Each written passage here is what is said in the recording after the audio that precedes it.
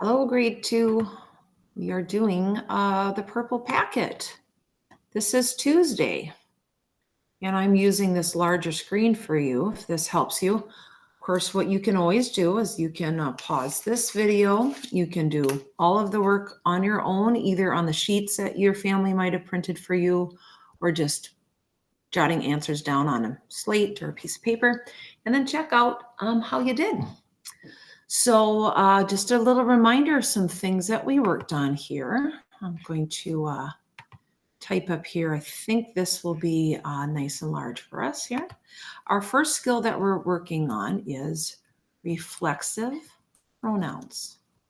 Now, pronouns are one thing. They are little words that take the place of other nouns, like he or she or it, they, even words like I and me. Reflexive pronouns, though, are ones like this that end with self or selves. They are used at a time when you're mentioning something is done like without help, without anyone else. So most of these answers you can get just by seeing what sounds good. So if you try number 1, saying blank should sing in the choir, I think you want to say you should sing in the choir. So that would get started here with a capital, of course. You should sing in the choir. And then the second one should sound like this. You should give yourself a break. Meaning, this is up to you. You yourself, not with anyone else doing it for you. This is something all on your own. So a key to these reflexive pronouns is there is always a other pronoun in the sentence or another thing it refers to. So yourself pairs up nicely with you. Okay, you wouldn't say you should give herself a break or you should give myself a break. They don't pair that way. All right, let's go on to our friendly letter here. And you should know that this week you're going to be working on writing friendly letters that you can share an opinion and defend your opinion with reasons and examples.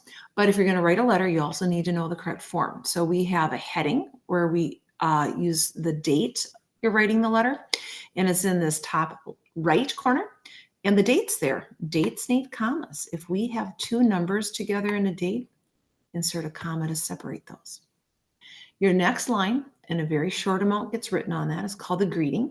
Starts with a capital. You use the name of who you're writing to, and it ends with a comma. Next part of the letter is the body. That's where the sentences would be written. You indent that on a brand new line. And let's just check there isn't a need for commas for some reason.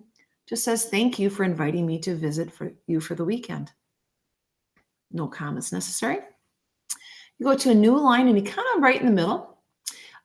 This is called the closing. It also starts with a capital and it has to have a comma at the end. And directly below the closing is the signature, and that's where you write your own name. All right, 3 commas were needed in that one. On to our edit the sentence. Let's listen to it.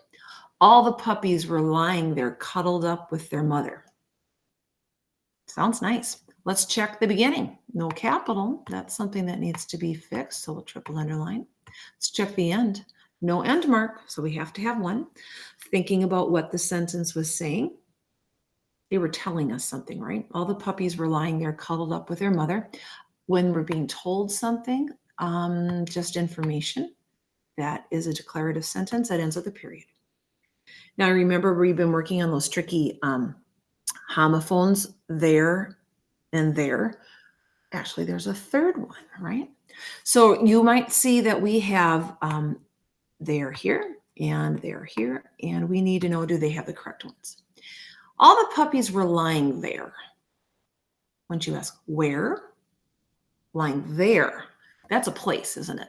So the one that's a place that kind of goes along with these matching spellings, I'm going to put that down here, is the one that you could ask where, and you might answer there or here. and they have the ERE endings, right?